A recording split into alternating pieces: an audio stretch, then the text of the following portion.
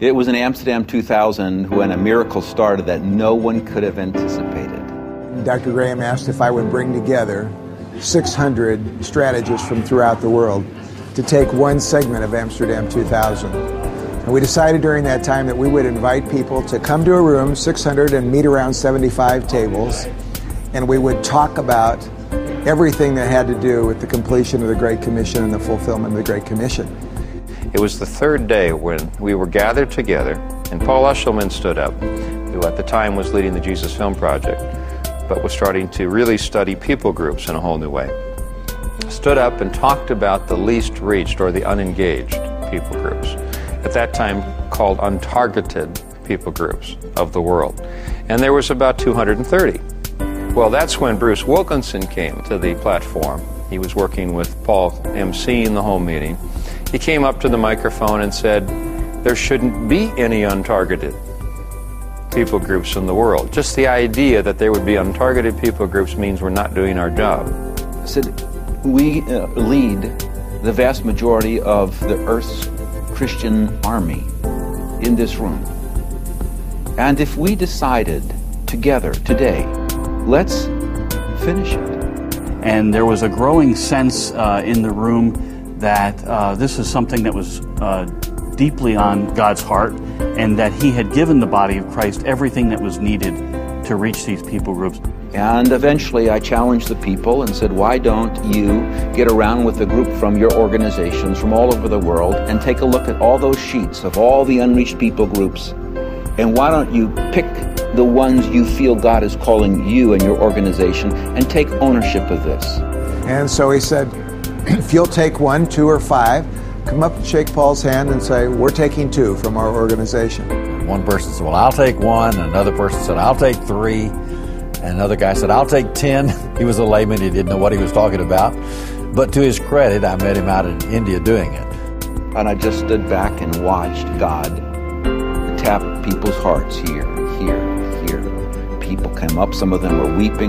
They embraced each other. And they put their name, and you could see things were happening in the heavenlies at that moment. The blood of Christ was being applied to these groups that had yet to hear He died for them. It was this electric environment. I mean, really, it was one of the most exciting moments that we had experienced. And we got up to about 141 and nobody came. They were all done. There was no one else coming forward. I invited the men and women to consider coming forward again and making commitments if they felt God was leading them. A few did, and then it just stopped. I mean, it completely went quiet in the room. As exciting was all the euphoria over adopting them, I mean, the opposite end was the discouragement we all felt at the quiet, because it just stopped. And I stood back from the pulpit and was praying quietly, saying to the Lord, Lord, every time I've ever watched you do something, you never did it halfway. You always completed it. Whatever you want, please complete it. And I was with Steve Douglas, who just become president of Campus Crusade for Christ. We were at the table together. He was our table moderator. And he knew I was with YWAM. And so he leans over and he goes, well, why don't our 2 organizations, YWAM and Campus, finish it? You know, take the rest of the list of the 232. And then all of a sudden, I saw a table out there, the table I was seated at, because it was the only table that had an empty chair on it. It was buzzing back and forth. And everybody else was kind of quiet, and these were key leaders in the country. I thought that's unusual for them to be talking like at this moment. My mind is spinning. I'm looking at the list on the table, because the ones that are left are the hardest of the groups. I mean, these are the groups where you could go in, but maybe you wouldn't come out.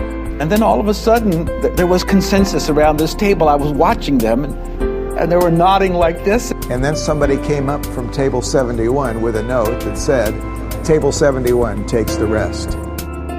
There was shouting in heaven. Literally. I can't imagine what the angels must have sounded like when finally the sons of men stepped up to the bat in such a way that Christ's agenda, what He's waiting to be completed, has finally become our most important finish line. And I'm sitting back at the table thinking, oh my gosh, what did we just do? we took responsibility for 120, 130 people groups.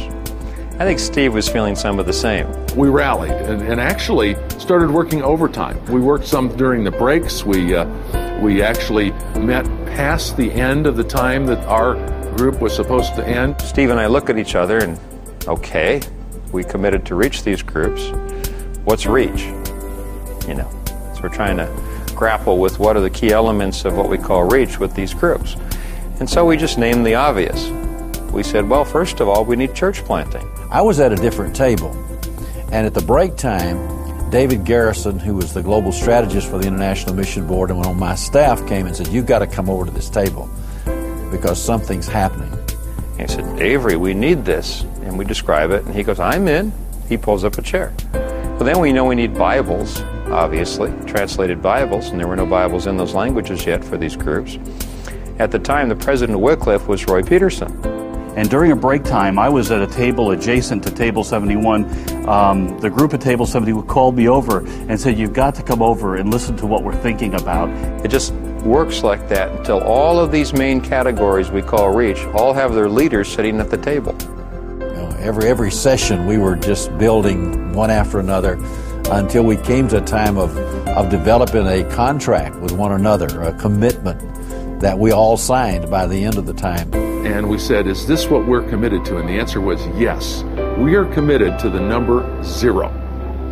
That someday people who do research would search to and fro throughout the earth and they would find 0 unengaged, unreached people groups.